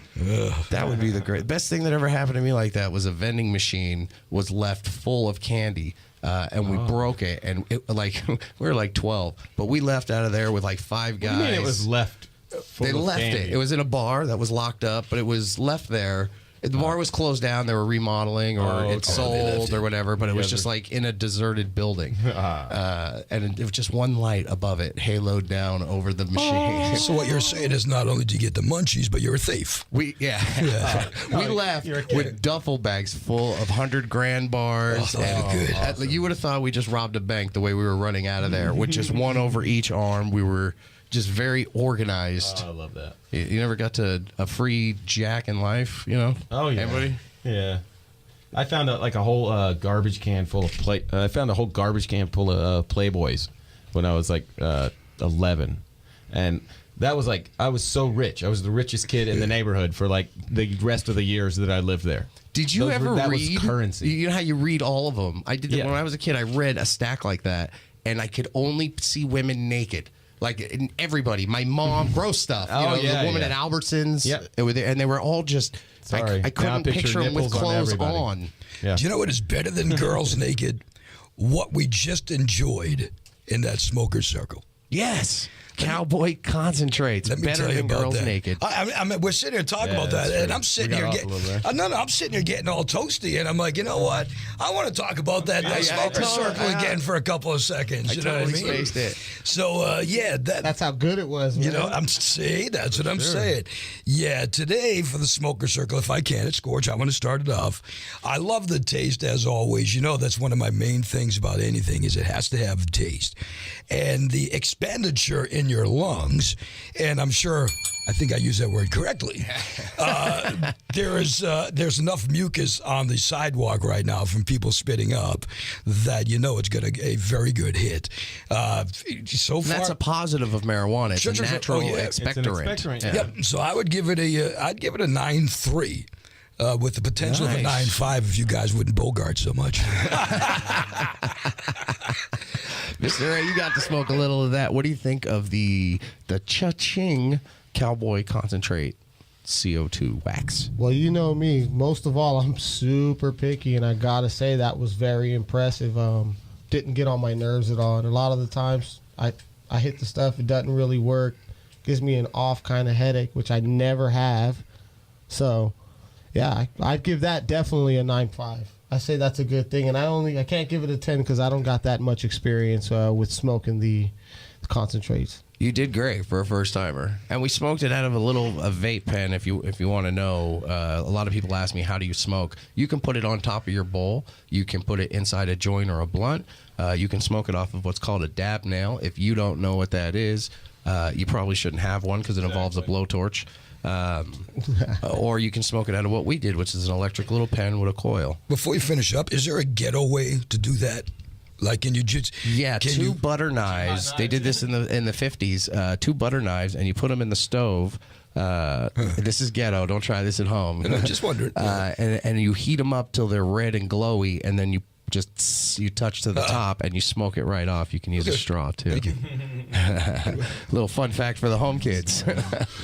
What'd you think of it? You liked it too, right? You were out there having a good old time. I liked it, yeah. Actually, I just realized that's what we were smoking in the pen. Yeah, that's... I thought you were hitting a bic, huh? Well, no. I mean, I knew what it was the whole ink. time. I don't know if I really like it that much. I liked it like the first 5 times I hit it, but like the 8th and 9th, I think maybe it was just too much. Like, I just started getting that panicky feeling, like maybe I'm a little too high. Really? Yeah, after that 8th or 9th hit, it took him a long time to figure out if he liked it or not. Am I doing it wrong? You know? Zen, I know you didn't smoke it, but you smelled it on us. Do we look high to you? Shit. Do we look high to you? You're all beyond. Bam. So that's the Smoker's Circle. Thank you again for Cowboy Concentrates and the people who gave it to us. Thank you, Cowboy Concentrates. Love you guys. Big ups. Making me feel uncomfortable. Better Buzz Coffee, too. I want to say hi to the girls because we know you're listening and we all have crushes on you. Except for Erik and me, and everyone else has a girlfriend in here. Yeah. No, I don't. I have crush on you girls. No, you know seriously, that. I do. We are the NugLife Radio Show. Creepy. Thank you for listening. Thank you again to Dr. Kelly, to Patrick, and to Rich Eatwell for coming in, Patrick Moore. We appreciate you guys very much for sharing your knowledge with the masses. We are the first syndicated marijuana show on the radio. Hey, if I wanted to find Erik Knowles online, how would I do that? Like if I want to see casual if I want to see like well, other than the dirty ways online. Really the best way to find me is on Twitter at erickknowles.com, ERIKKNOWLES. And I'm also on Facebook at eric.knowles.7 or something like that. .7. Yeah, they gave me a weird URL. Stop at 3. What? Mr. A has a website too. I didn't know that. How do I get a hold of you? No, it's in a bowl near you. Oh, yeah, right. Bowl near It's you. Scorch PFG, rockallnight.com, 5 days a week, Monday through Friday. Oh, I wanted to have to, like, good point. I'm Medicinal Mike at medicinal_Mike on Twitter and Medicinal Mike, Medi Mike, whatever. Come find me. I'm opening for Gallagher on the 7th. Hempfest, August 1st through 3rd. Oh, yeah, San Diego's funniest person, Monday, May 5th. And don't call in sick with a watermelon seed in your eye. It won't matter. You're listening to the NugLife Radio Show, a high level of education with just a smidge of entertainment, brought to you by some of the greatest experts in the world. $20 if you hit Gallagher with his sledge. NugLifeRadio.com. Hey, pretty lady, I'm gonna take you up. Light you on fire, right? We can stay up all night. When I breathe your breath in, your essence is leaving hypnotized. Relax my energy, physically and mentally. Got you right beside me, and baby, I'll never leave. And I wanna light your life up, Mary Jane. I'ma pull you through. You put the past behind us, Mary Jane. Baby girl, you know this is true. I love my Mary Jane. I love my Mary Jane. I love my Mary Jane. I love my Mary Jane. Mary Jane and I never fuss or fight. Made of your bubbly body and you crystallize me. Want tear you up and rip your side from your spine. I spin, twist and lick you right.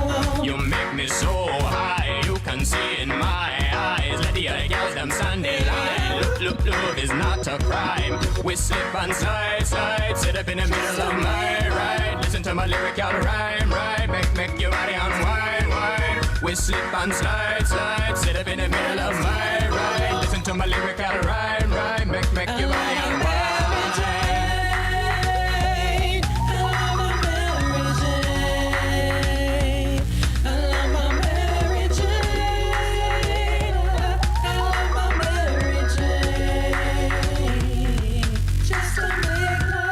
I love my Mary Jane, relaxation up in my brain. If you leave me, I go insane. Juice on the track, you know my name. My MJ, no, that's the game. She like to float up at the escalator. When I flex the flame, there's an escapade. She like to ride this, make the sex insane. Them other girls complain, but I left the game. Mary Jane, you got the best of me. And we can ride straight from the west to east. Mr. J-O-S to E. Juice. Hey, pretty lady, I'm gonna take you up. Hey, pretty lady, I'm gonna take you up. I'm gonna take you up. I'm gonna take you up. I'm gonna take you up. I'm gonna take you up. Just to make love. Just to make love. NugLife, NugLife, NugLife, NugLife, NugLife, NugLife, NugLife, NugLife, NugLife, NugLife, NugLife, NugLife, NugLife,